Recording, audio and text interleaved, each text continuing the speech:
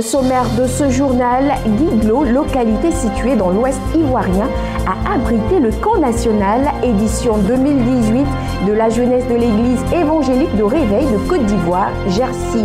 Un moment de communion fraternelle et de restauration.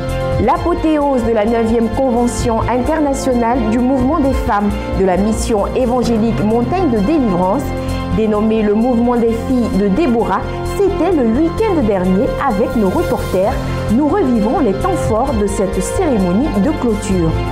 Au Zimbabwe, c'est finalement ce dimanche 26 août que le président élu, Emmerson Mnangagwa, a officiellement été investi.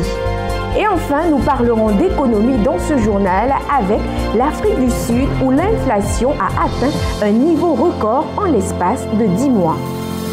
Voilà pour le sommaire de ce journal. Madame, Monsieur, bienvenue. Rendons-nous tout de suite à Guiglo, dans l'ouest ivoirien, où s'est tenu le camp national 2018 de la jeunesse de l'église évangélique de Réveil de Côte d'Ivoire. Ce rassemblement a été une occasion de prise de conscience et de responsabilité des jeunes. Suivons Jean Jaurès-Tabi dans cet élément. Venus de toutes les régions pastorales de l'église évangélique du Réveil de Côte d'Ivoire, les jeunes de l'ERC ont fait du camp national 2018 de la GRC une belle fête. Sous l'œil des premiers responsables de l'église et en présence des autorités administratives et politiques de la ville de Guiglo, les jeunes conduits par leur président, l'ancien Bassège, ont fait de ce rassemblement un cadre de prise de conscience et de responsabilisation. C'est en tout cas l'engagement pris par le président de la GRC dans son allocution de bienvenue. Le thème de cette année est « Jercy, avec Dieu, nous ferons des exploits ». Mais il faut retenir que ce thème rentre dans la droite ligne de ce que Dieu veut d'un enfant de Dieu. Pour la Jercy, toute notre prière, que vous soyez logés dans la 3e catégorie. Que vous fassiez que les choses se passent à l'église de Réveil. Que vous comptez pour l'église de Réveil. Que vous jouez votre rôle de façon pleine à l'église de Réveil. Et qu'au-delà de l'église de Réveil, et que dans vos villes où vous soyez, et que vous possédez vos villes. Alléluia. Nous voulons que le domaine spirituel soit assis en vous. Et que vous ayez la crainte du Seigneur. Et que vous honorez Dieu par votre vie. Mais au-delà de cela, que vous emparez de toutes les sphères économiques, de toutes les sphères financières pour que vous aussi, vous soyez indépendants. Les jeunes de la GRC ont reçu les félicitations et encouragements de l'apôtre Zamblé Yao Germain, président national de l'ERC, pour leur union et leur engagement. Je veux les féliciter pour leur disponibilité. C'est parce qu'ils sont disponibles, c'est parce qu'ils sont humbles, c'est parce qu'ils regardent dans la même direction que leurs leaders, parlent le même langage, marchent de même pas, que nous avons ce grand rassemblement. Que Dieu bénisse le bureau de la jeunesse. Je tiens ici solennellement à les féliciter pour des initiatives prises. De nombreux prédicateurs se sont succédés pour enseigner les jeunes sur le thème de ce camp national 2018 intitulé « Avec Dieu, nous ferons des exploits ». Ce que les leaders de cette jeunesse veulent inculquer à la jeunesse. Un esprit de dépassement. Un esprit de victoire, un esprit d'élévation, un esprit d'excellence. Mais pour y arriver, il y a des étapes préliminaires. D'où ce premier sous-thème, à tes résolutions répondra le succès. Si tu veux être un jeune qui fait des exploits avec Dieu, il va falloir que tu le désires ardemment.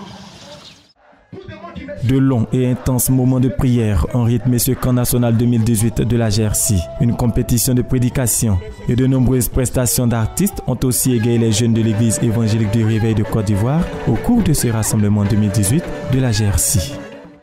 Louanges, exhortations et délivrances ont meublé la grande veillée de prière organisée par le ministère international de la Nouvelle Alliance dirigé par le prophète Abraham Prospérité plus connu sous le nom de Papa Scanner. Retrouvons Jean-Cyril Djebi pour les détails.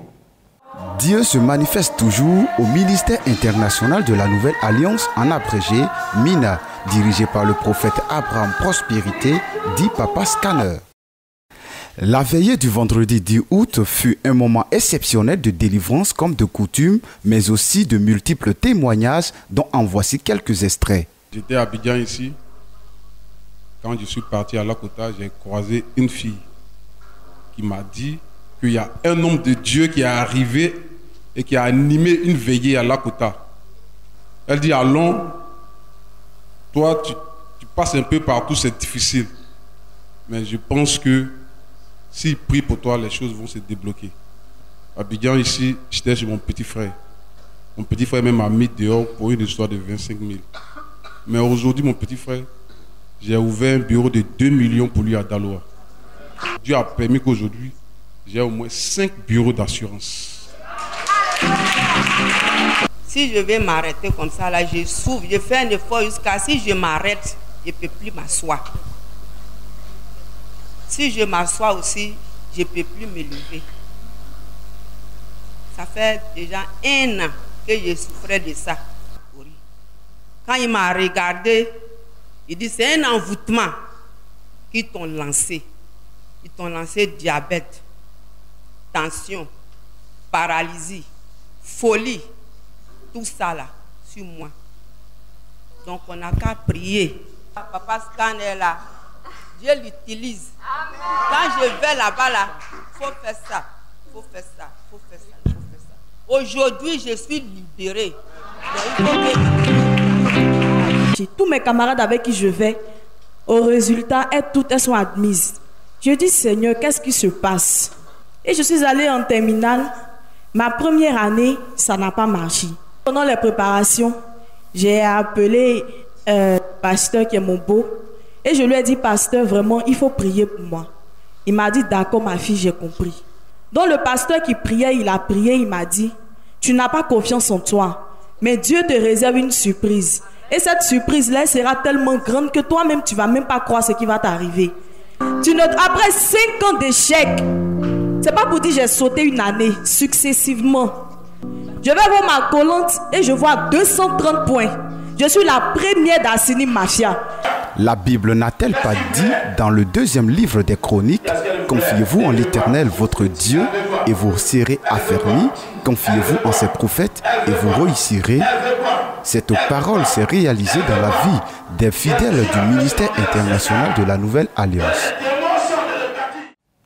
À la mission évangélique Montagne de Délivrance, le mouvement des femmes est appelé Mouvement des filles de Déborah. Cette organisation a célébré sa convention internationale dont l'apothéose a eu lieu ce week-end. Reportage.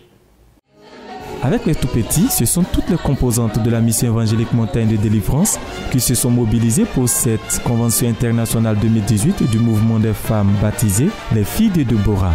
Du 22 au 26 août, cette convention internationale 2018 des filles de Déborah a été meublée par une veillée de prière et plusieurs journées d'enseignement et de délivrance autour d'un thème tiré de Malachie 4, le verset 2 et intitulé « Sur vous qui craignez mon nom se lèvera le soleil de la justice ». Se basant sur ce thème, la marraine de la convention, Madame Joël Kanga, a exhorté les femmes à être de véritables aides pour leur famille et pour l'Église. À sa suite, le pasteur Joël Técher, l'invité spécial et oratrice principale venue de l'île de la Réunion, a insisté sur la nécessité de l'évangélisation. Nous sommes dans, je dirais, nous sommes dans les derniers temps, je dirais, et il est vrai que nous devons nous réveiller, comprendre l'appel que Dieu a mis en chacun d'entre nous, nous réveiller et laisser l'Esprit de Dieu faire le travail qu'il faut. Pour le pasteur Gift Olenka Aregbesola, leader du mouvement des filles de Déborah, cette 9e convention internationale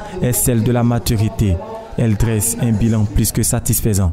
Et je suis vraiment contente de ce que nous avons fait. C'est notre 9e édition. Depuis 2009, nous avons mis ces mouvements sur pied et jusqu'à présent, Dieu nous bénit et il fait que de nous donner la grâce pour continuer. Avec une forte mobilisation de toute la mission évangélique Montagne de Délivrance, la Convention internationale 2018 des filles de Déborah aura fait descendre sur l'Église le soleil de la justice de Dieu.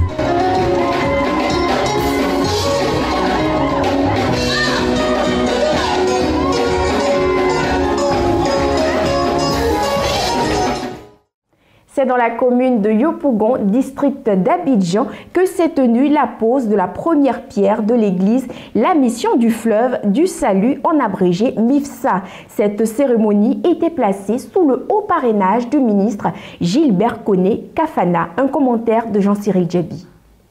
Fondée en 2008 avec quelques dizaines de fidèles, au départ, la mission Fleuve du Salut, dirigée de main de maître par le révérend Israël Koulibaly, compte aujourd'hui plus de 500 fidèles. Une croissance forte et importante qui contraint le peuple de Dieu a bâti un temple à la gloire de Dieu pouvant les contenir. Placé sous le haut parrainage du ministre député maire Gilbert Koné Kafana, la cérémonie de pose de la première pierre de cet édifice de plus de 800 places assises s'est tenue récemment dans la commune de Yopougon, district d'Abidjan. Dans cette ferveur d'ambiance, après la cordiale bienvenue, l'honorable député a délivré le message du parrain. Le ministre député maire de la commune de Yopougon, c'est lui qui m'a chargé de venir vers vous. Par ma voix, il vous salue, il vous remercie. Prenant la parole, le leader de la MIFSA a d'abord intervenu sur le thème de la cérémonie. Si l'Éternel ne bâtit, celui qui bâtit, bâtit en vain, extrait de Psaume 127, avant de procéder à la pose de la première pierre du futur temple. Dieu nous construit la maison. Comment Dieu construit une maison? Comment Dieu bâtit une maison? Dieu construit une maison, première des choses, par la foi. Parce que si vous voulez construire une maison, la maison est représentée ici par notre vie. La Bible dit que nous sommes une habitation de Dieu en esprit. Donc notre vie même est une maison. Nos enfants sont une maison. La Bible dit si l'Éternel ne bâtit la maison, ça veut dire quand Dieu n'est pas au centre de notre vie, quand Dieu n'est pas à la base de notre vie n'a aucun sens, notre vie n'a aucune signification. Cette cérémonie de pose de la première pierre s'est achevée sur une note de gaieté. Je voudrais véritablement rendre grâce au Seigneur parce qu'on a été bien inspiré par l'Esprit de Dieu. Nous nous sommes adressés au député maire comme parrain. Nous l'avons choisi comme parrain et il nous a véritablement fait plaisir parce qu'il est venu et heureusement pour nous, il a vraiment pris l'engagement de soutenir cette œuvre-là pour construire l'édifice de l'Éternel pour nous. Vraiment, c'est une grâce, c'est une joie qui nous anime en ce jour 12 août de faire la pose de la première pierre. Voilà, nous sommes reconnaissants en Dieu parce que dans Psaume 127, la Bible dit si l'Éternel ne bâtit la maison, ceux qui la bâtissent travaillent en vain. Donc, l'on met Dieu au devant, Dieu au centre, Dieu à la base, afin qu'à travers cette première pierre, la pose de cette première pierre, que la faveur de Dieu véritablement soit sur nous et que la grâce de Dieu accompagne le chantier. Tapédo Lucien est le 4e chef du canton Bogué, situé dans le département d'Issia. Aussitôt investi par ses pairs en présence des cadres et des populations de la région, l'ancien patron de la bourse du café cacao ivoirien s'est engagé à promouvoir la cohésion sociale. Tapédo Lucien est désormais le chef du canton Bogué dans le département d'Issia. Ainsi ont décidé les chefs des 4 tribus. Investi par ses pairs issus des 42 villages, c'était au cours d'une cérémonie solennelle en présence des cadres et populations du département. En plus des actions déjà posées, le nouveau chef veut prôner l'union et le développement du département. Nous, chefs de village du canton Bogué, réunis en assemblée générale extraordinaire, avons décidé de porter notre choix sur un chef susceptible de rassembler ses pairs, charismatique et généreux. Chers invités, le seul chef qui incarnait ces qualités était bel et bien le chef Tapédo, chef du village de Groupois, chef de la tribu de Blébois. Ce choix a été entériné par le préfet du département d'Issia le 2 février 2018 à la salle des fêtes de la mairie d'Issia. S'adressant aux têtes couronnées, le président de la région leur a demandé d'être les défenseurs de l'image de la culture du peuple bété, sans toutefois omettre l'entente et la paix entre les populations. Oui, monsieur le chef Tapeto, vous êtes installé pour que la population se mette au travail. Mais pour se mettre au travail, il y a un préalable. La paix. Il faut la paix. Dans le canton Bogué, il faut la paix. Dans toutes les tribus, il faut la paix. Dans toutes les familles. 47 années d'attente, l'ancien patron de la bourse du cacao ivoirien vient ainsi combler le vide des suites aux disparitions des chefs Zagoré Tapé, Tapé Lago et Zakri Bissouma en 1971.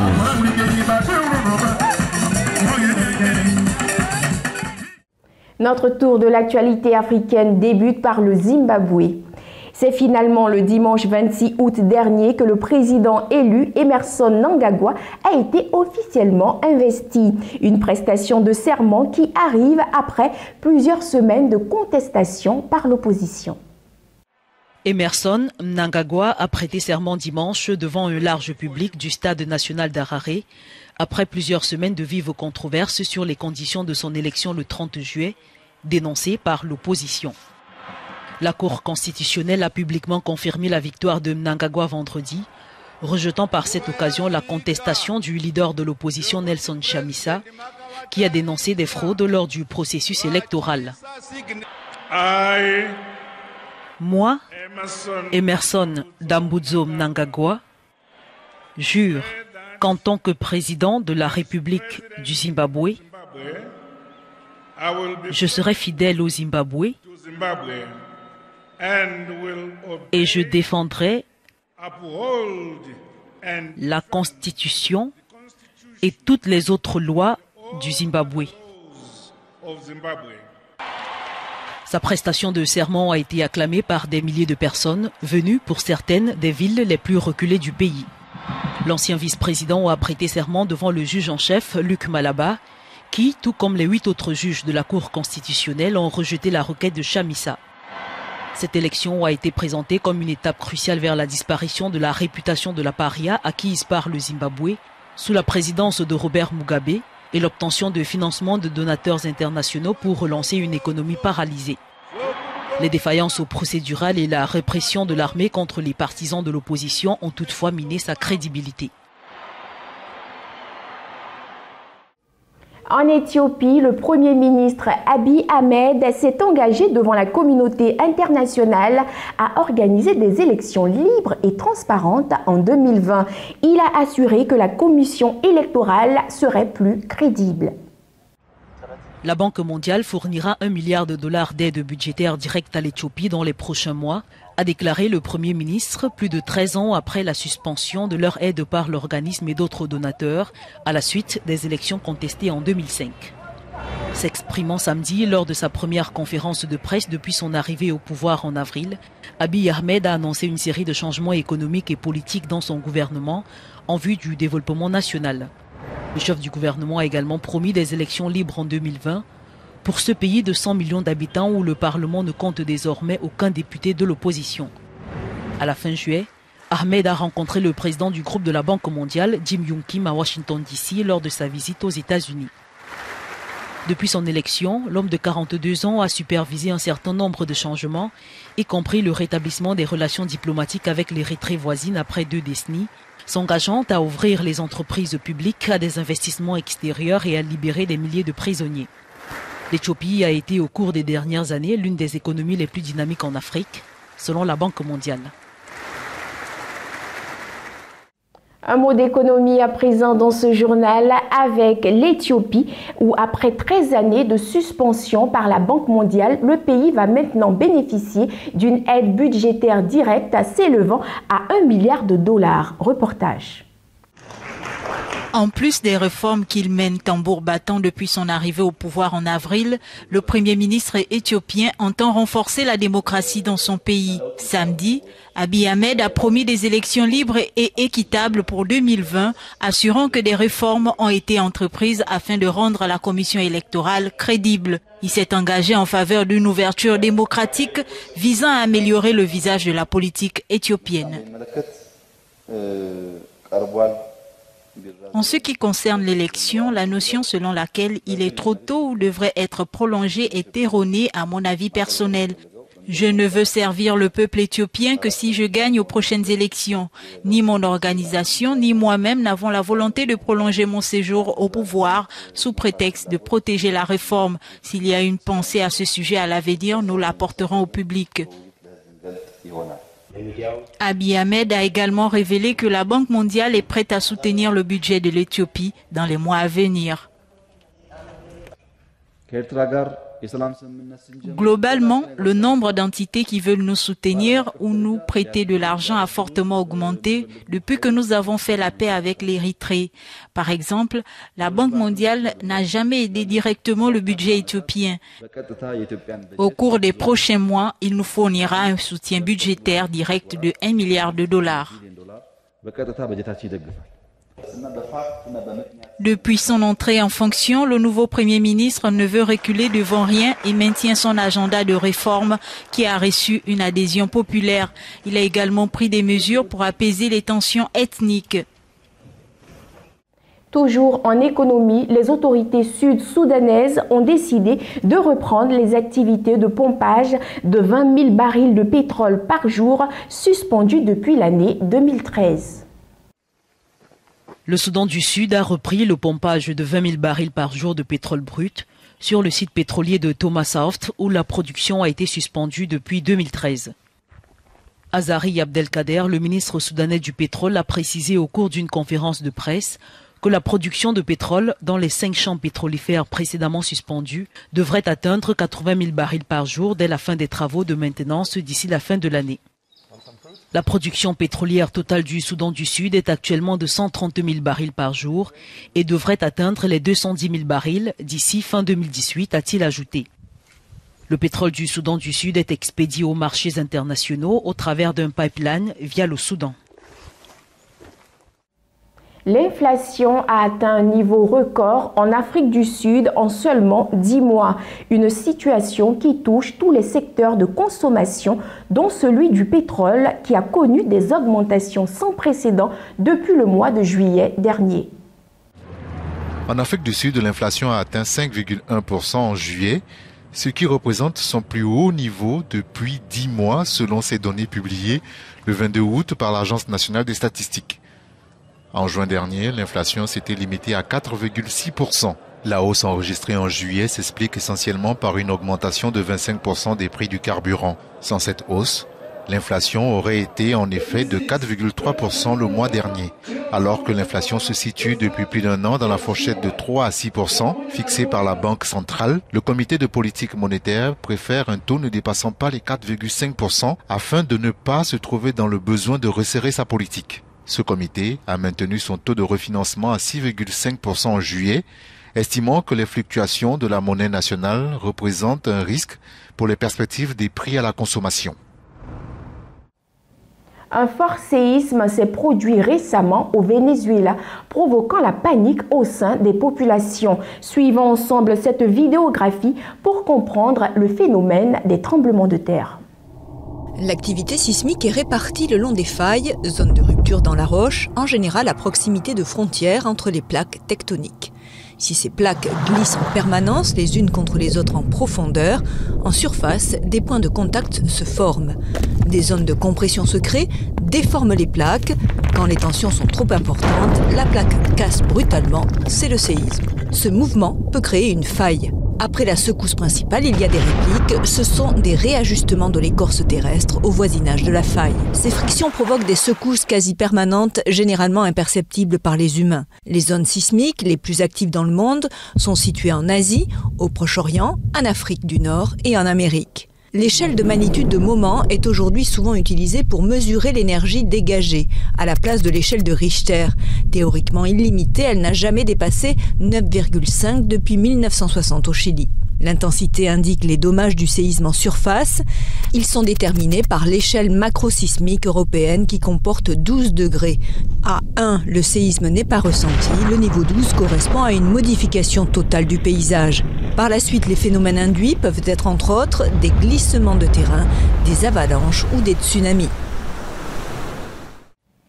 toute chose concourt au bien de ceux qui aiment Dieu. Merci d'avoir suivi cette édition du journal sur The Blessing Channel. À très bientôt.